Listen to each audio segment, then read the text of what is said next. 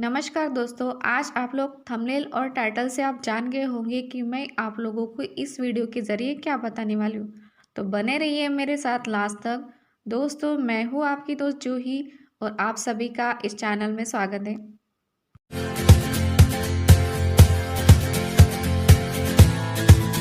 Hero के मालिक एक सेठ जी यह सोचा करता था, मैंने दिन रात कष्ट करके ये हीरे जमा किए, इनकी कभी चोरी नहीं होनी चाहिए, मेरी संपत्ति पर कभी किसी चोर की बुरी नज़र ना पड़े। उनके मन में यह डर हमेशा बना रहता था ताकि उनके जो हीरे वो चोरी ना हो जाए। धनी सेठ का एक बेटा भी था, उसके पास अनेक बहुमूल्य नायाब वस्तुएं जमा करके उसने रखा था। उसका सपना था कि एक दिन वह उन नायाब वस्तुओं का संग्रहालय बनाएगा जिसे देखकर लोग आश्चर्य के साथ साथ आनंदित भी होंगे। वह लड़का भगवान को धन्यवाद देकर प्रार्थना करता था, हे भगवान, ये नायाब वस्तुएं मैंने अलग अलग जगहों से इकट्ठी की है, मुझे ये सभी बहुत पसंद है। ये सारी अनमोल वस्तुएं हमेशा सुरक्षित रहे और मेरे साथ रहे।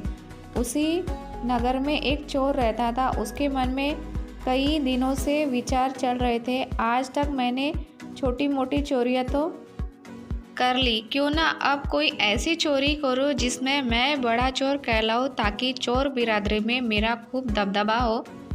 नगर की पुलिस चौकी में एक इंस्पेक्टर था जो सोचता था, आज तक छोटे मोटे चोर बहुत पकड़े, लेकिन अब कोई बड़ा चोर पकड़ना चाहिए ताकि मुझे प्रमोशन मिले, मेरा नाम हो, अखबारों में मेरी चर्चा हो। सेठ जी की पत्नी सोचती थी, बहुत दिन हो गए मैं मायके नहीं गई हूँ, मैं मायके जाना चाहती हूँ, कुछ दिन वहाँ आराम से रहकर आऊँगी। लोगों के अलग अलग विचार थे। चोर चोरी की योजना तैयार करने के हेतु हर मोहल्ले, सोसाइटी, बंगलों के क्षेत्र में जाकर घूमता था, मगर चोरी की नज़र उसी बंगले पर जा टिकी जो सेठ जी का था। आखिरकार एक दिन चोर ने योजना बनाई और योजना के बनाकर उसने सेठ का जो घर है उसमें डाका डाला। उसने सेठ की तिजोरी में रखे हुए जो कीमती हीरे जो जवाहरात है चुरा लिए। वहाँ से सुरक्षित भागने में वो सफल रहा, मगर आश्चर्य की बात यह थी, चोर की नज़र उस घर में रखी हुई सेठ के बेटे की कीमती वस्तुओं पर नहीं पड़ी, वे चोरी होने से बच गई। इस चोरी के कारण सेठ जी बहुत दुखी हो गया, मान लो उसके जीने का मकसद ही चला गया। जिंदगी भर वह जिस बात के लिए डरता था वही सामने आ गई।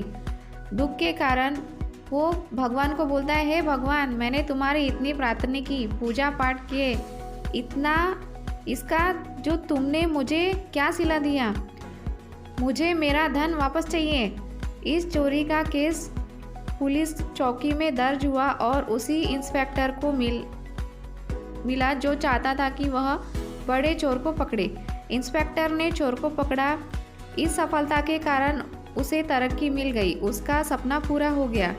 क्योंकि पुलिस केस के चक्कर में दिन बीतने वाले थे, कोर्ट में चक्कर कटने वाले थे, इसलिए सेठ ने सेठानी को मायके भेज दिया। अब इस कहानी पर ज़रा गौर करें, क्योंकि इस कहानी में ऐसा रहस्य है जिसने आप अपने जीवन में जो चाहे वो पा सकते हो। कहानी में कुछ 5 लोग थे, इससे यही मोरल निकलता है कि इस कहानी में 5 लोग थे और पांचों ने कुदरत से अलग अलग प्रार्थना की थी। सेठ चाहता था कि मेरे हीरे कभी चोरी ना हो, उसका बेटा चाहता था मेरी सभी मूल्यवान चीज़ें हमेशा सुरक्षित और मेरे साथ रहे ताकि वे लोगों के आनंद का कारण बने। चोर के मन में यह विचार था, मुझे बड़ी चोरी करनी है ताकि मैं बड़ा चोर कहलाऊं। थानेदार चाहता था, मुझे बड़ा चोर पकड़ना है ताकि मेरी तरक्की हो। और सेठानी अपने मायके जाना चाहती थी कि कुछ दिनों के बाद सभी के विचार वास्तविकता में परावर्तित हो गए। तो इस कहानी का यही रहस्य, इस कहानी से यही मोरल निकलता है कि आपको क्या चाहिए उस बात पर आप अपना ध्यान है वो केंद्रित करो, क्या नहीं चाहिए उस पर नहीं। कुदरत सभी के विचारों को वास्तविकता में परावर्तित करती है और उसे नई समझ में नहीं आता। अगर आपका ध्यान मुझे स्वास्थ्य चाहिए इस विचार पर है तो वह वास्तव में आएगा।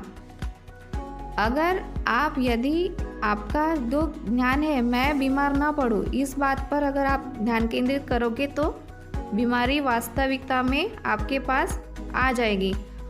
कुदरत के इस नियम को समझना ही विचार नियम क्रांति है। तो हमेशा अपनी सोच को पॉजिटिव बनाओ। आपको क्या चाहिए इस पर आप लोग ध्यान केंद्रित करें।